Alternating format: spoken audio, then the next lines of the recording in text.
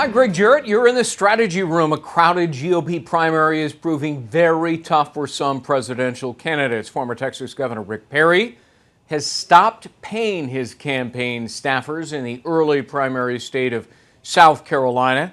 His campaign says, well, they have to make some tough financial decisions. There's another report that he just stopped paying all of his campaign staffers everywhere. This is leading to questions about whether the governor's presidential bid is on the rocks. Here now with reaction, our political strategist, David Mercer, Brad Blakeman. Welcome to both of you. Brad, I mean, look, to launch and sustain a major nationwide campaign lasting many, many months, especially focused on significant primary and caucus states, you got to be competitive, you got to have a good organization. That means money. Is Rick Perry finished? Yeah, I mean, you follow the money, and that'll tell you whether or not they have the scope, length, and breadth to carry this thing through. South Carolina is not an insignificant primary. It's a must-win primary state if you want to be a viable candidate and be a front runner. So now we have the Iowa caucuses, we have New Hampshire, then we have South Carolina, Nevada. If you're not in those states, you're not going to win not only those states, but you're probably not going to capture the nomination either. Yeah, David, is this really a function of a super crowded field? There are so many candidates and, not enough money to go around unless you're a real standout. You're not going to get the money and you're going to have to, fold up the tent. Well, I think it does have a lot to do with money, and that's a major element, but it also has to do with candidacy. And we have seen and know that this is his second go-around, and yet he can't crack the third or second tier of candidates to make it, as we just saw last Thursday, into the top tier candidates that were on the main stage of the GOP Fox News debate.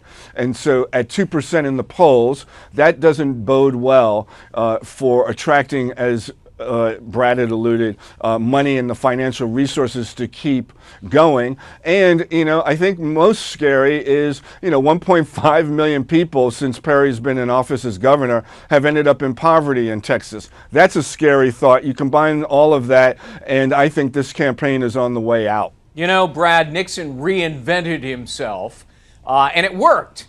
But it doesn't seem to have worked for Governor Rick Perry. Is he still haunted by that memorable brain lapse during a debate 4 years ago?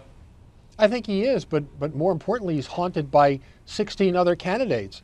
And one in particular, Donald Trump, who seemed to suck all the oxygen out of the air. And none of these candidates have really been able to get the traction they were hoping for if he wasn't in the race. Here's the strange dichotomy about money, is you have Perry, who has a successful political legacy in Texas. He's comes from a huge state, and he had to raise money. And then you have Trump, who's a self-funder, yet Trump hasn't put relatively any money into this race compared to his wealth. Certainly not the kind of money you'd expect if it came from the private sector. So here you have a self-funder who's put no money in, who's a front runner only because he's trading on his name, and you have a successful governor who's pretty much out of the race because he can't raise money. Yeah, he's trading not only in his name ID, but on this sort of larger-than-life personality, whether you want to call him a frame thrower or an honest, blunt talker, take your pick. But look, David, last question to you. Rick Perry's campaign is saying, hey, we're not worried because we've got, several super PACs with a total of $17 million. They're going to continue to fund us. Isn't he overlooking the fact that by law, he can't even talk to those super PACs lest coordinate with them? You're absolutely right, and nor can those super PACs pay for the kinds of things only a campaign can pay for, and that's where they're in a hole. And you can't run a presidential campaign, a federal campaign, on a super PAC budget.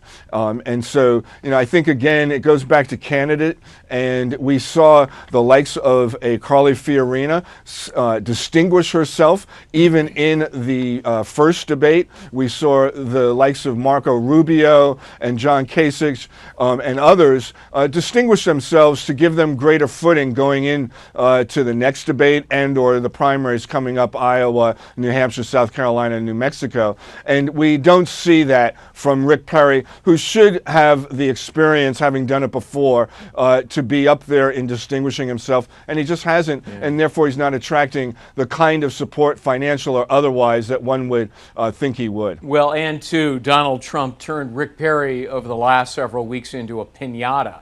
So that probably had an effect as well. Brad Blakeman, David Mercer, good to see you both, guys. Thanks. Good to be with you. Check out foxnews.com for more on the 2016 presidential race. I'm Greg Jarrett. Thanks for watching.